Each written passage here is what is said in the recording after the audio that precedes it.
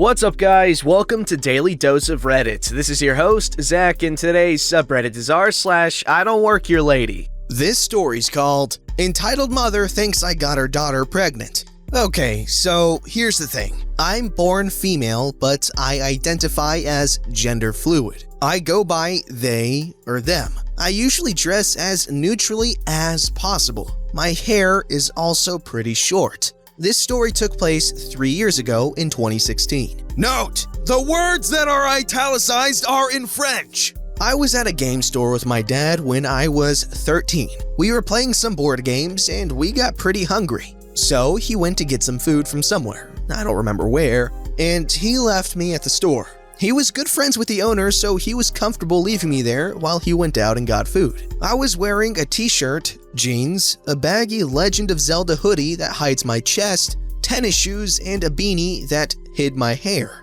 I was wandering around the comic books when I was grabbed by the shoulder and spun around. I looked up, I'm short, and I saw the face of a Karen. She started screaming at me, but I was kinda confused and had earbuds in.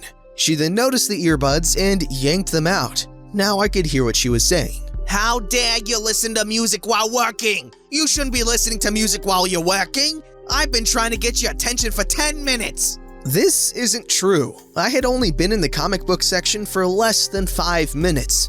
I'm sorry, but I don't work here. I might be able to help you find what you're looking for though. I'm in here a lot. Just FYI. The store's uniform is jeans and a black polo with the store's logo on the right of the chest and on the back. I don't want anything from this Mad Geek store.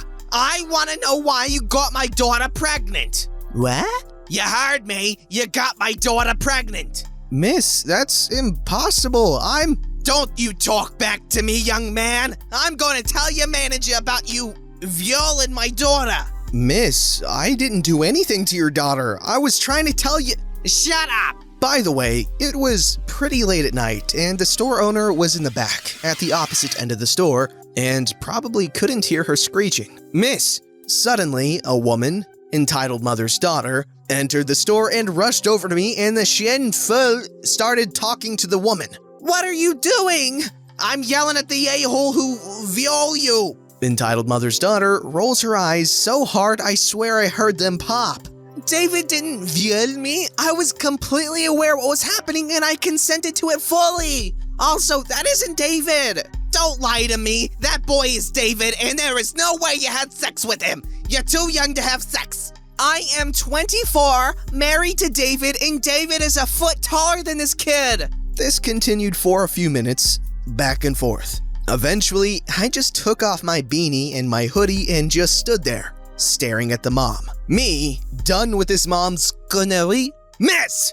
Entitled mother finally turned around to me and her face went white as a sheet. She finally noticed that I had taken off the items that hid my birth gender. As you can see, I am physically incapable of getting anyone pregnant. The mom says nothing and storms out of the store, knocking down several stands of games.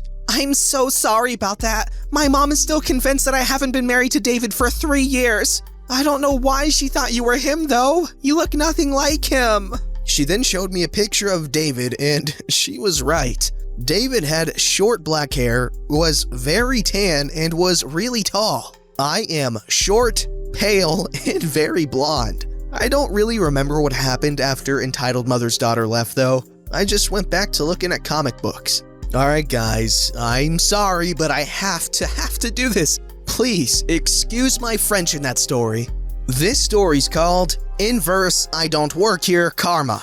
I told one story earlier today from just before I switched careers. Since I've only got a short time to myself right now, I think I'll share a short one that may go to explain why I am the way I am.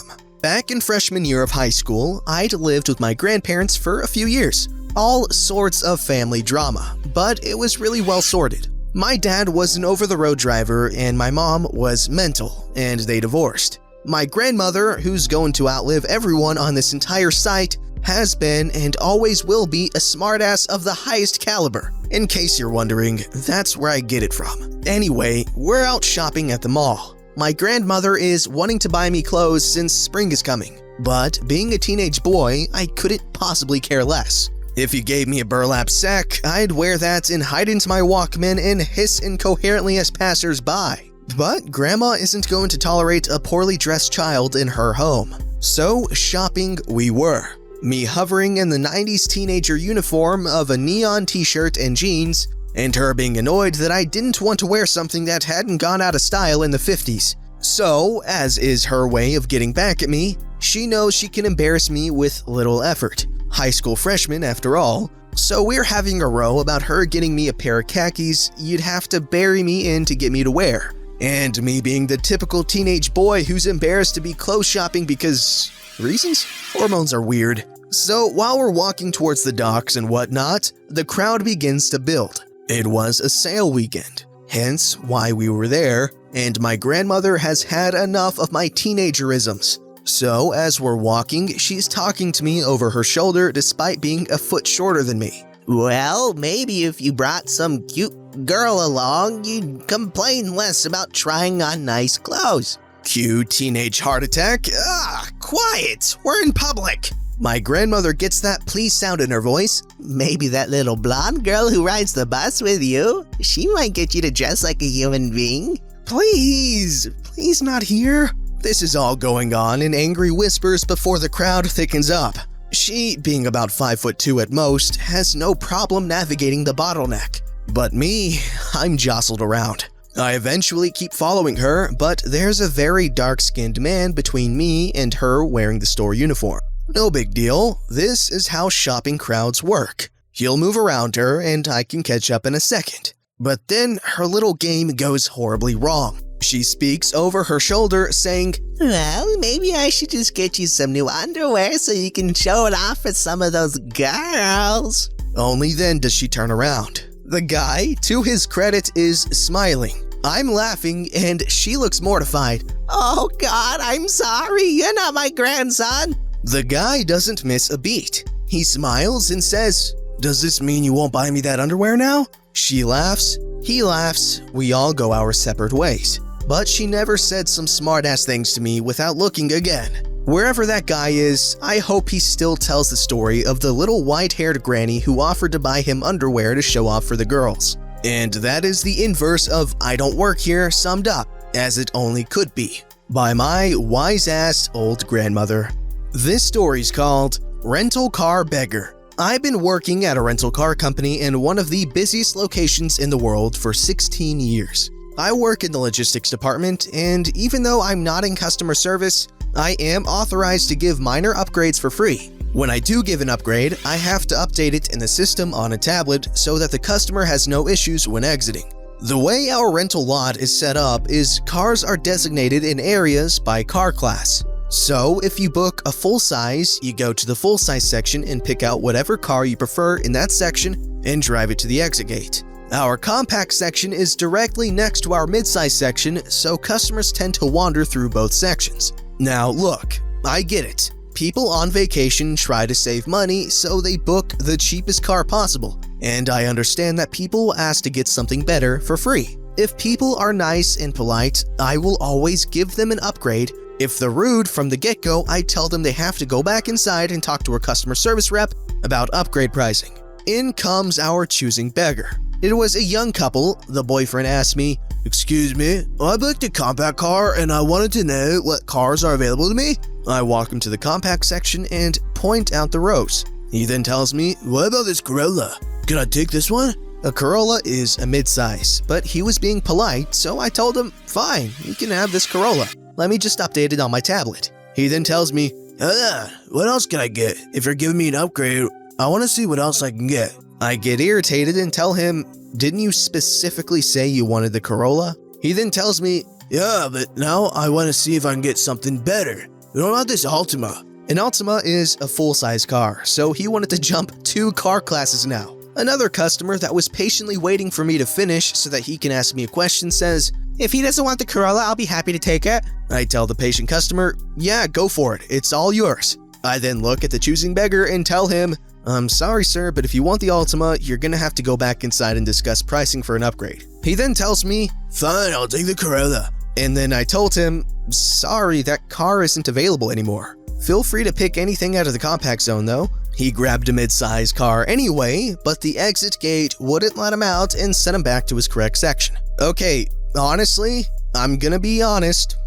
Redundant much? I kinda don't see the harm in trying to get something better for free. In the Redditor's perspective, yeah, I can see how that would be annoying or rude given that, he has to deal with it all the time. But this guy just wanted to, he saw that he had the opportunity to get a free upgrade, so he wanted, to see if he can get something better, which isn't the most polite, but it's not like he was being kind of a jerk about it, And it was his turn, so it's kind of messed up that the Redditor let the other person get the Corolla.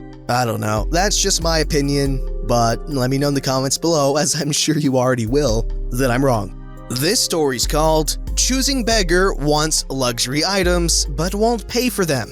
So I work as a salesperson in an electronics store. We've had this lady in recently that doesn't seem to understand that stores exist to trade the customer's money in exchange for goods and services. She's been in several times now, and each time is weirder than the last. First encounter. Choosing Beggar comes into the store and starts yelling at me to help her and that she's in a hurry. Never mind the fact that I'm in the middle of helping someone else.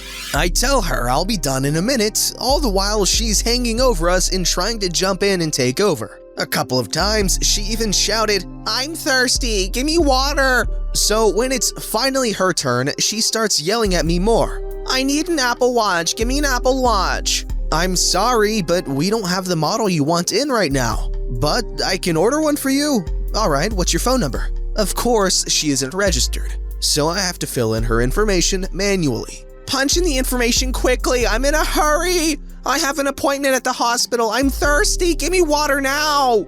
"I'm sorry, we're in the middle of an electronics store. I don't have any water to hand out here, but you can buy a bottle by the cashier." "Come on, go fast!" Flicking her hand in my face. All she's doing at this point is distracting and distressing me so that I have to double check the information and spend way longer than needed.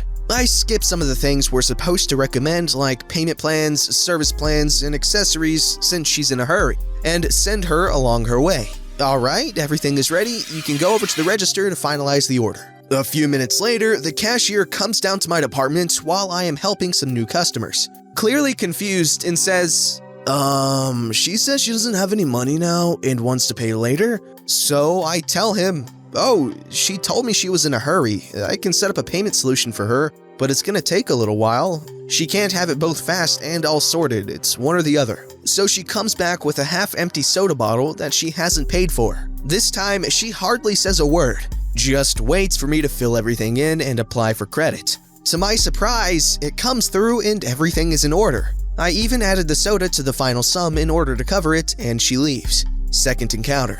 This time, she's bustling into the store to pick the watch up, but she's dragging someone in with her. Turns out, it's a taxi driver. "I don't have any money, you guys have to sort it out, pay the taxi," she says. Meanwhile, going over to the register and grabbing another soda and gulping down half of it before anyone can stop her. Again, we try to explain to her that it doesn't work like that. I have to set up specific orders for specific items that are part of our stock, and there's a minimum spending limit. You cannot go get cash to pay other people. You cannot just take things from the store and just have it added to some sort of tab either. Taking those drinks is outright theft. She refuses to listen and keeps repeating that she doesn't have the time nor money, and has to sort it out the next time she's in. Seeing how ridiculous the situation is, we give up, shove the watch into her arms, and tell taxi driver to call the cops as she's not gonna pay for the ride. She left with the taxi driver, so we don't know how this went down. One of my colleagues revealed to me she's been in another time in the meantime as well. Her face caked up in some dried up facial treatment goo. So my colleagues call her the mask lady, while I call her the soda lady, asking for the watch, and ended up having them call an ambulance because she kept going on about being too tired to go home and telling them to call someone to help her. Turns out she just wanted a free ride home. Third encounter.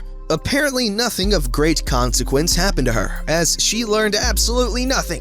So this time she came back with the watch and demanded that we set it up and connect it to her phone and get all the apps working the way she wants it to work. The guys in our technical support haven't encountered her yet, so they just start working without any suspicions, and she goes and grabs another soda. When the job is done and she has to pay, she finally blurts out, "I have no money, I have to fix it some other time." Luckily, our operations manager was at the desk as well and was having none of it and promptly took the watch as insurance until she can pay for the service and all the sodas she's been stealing. I'm surprised they got her to leave without the watch. So now we're just waiting to see what her next escapade will bring. I am also completely expecting her to bring us the invoice for the watch and tell us to pay for the watch as well at some point. Wow, honestly, I can't really think of any logical reason as to why she would be like this, other than potential mental illness, maybe? I don't know. Someone in the comments is bound to know something about this, so let me know. I'm curious as to what's ailing her, mentally that is, or should I say logically? I don't know. This story's called Chris Brown Gift Basket Gone All Wrong.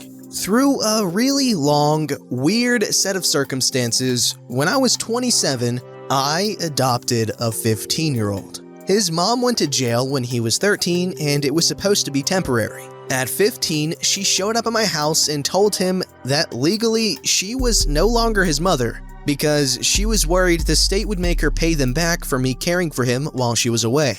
By this time, we had bonded, and the rest is history. About a year after the adoption, a family member contacted me saying that she wanted the chance to meet him because his mom had moved away before she was born. She was into genealogy and just thought it would be nice. She seemed like a normal person, so I asked my son if he wanted to. He was iffy, but wanted to try. We sent her an email to sort it all out. It was right around Christmas time, and she mentioned exchanging gifts. So we made her a little gift basket with candies and scented candles, etc.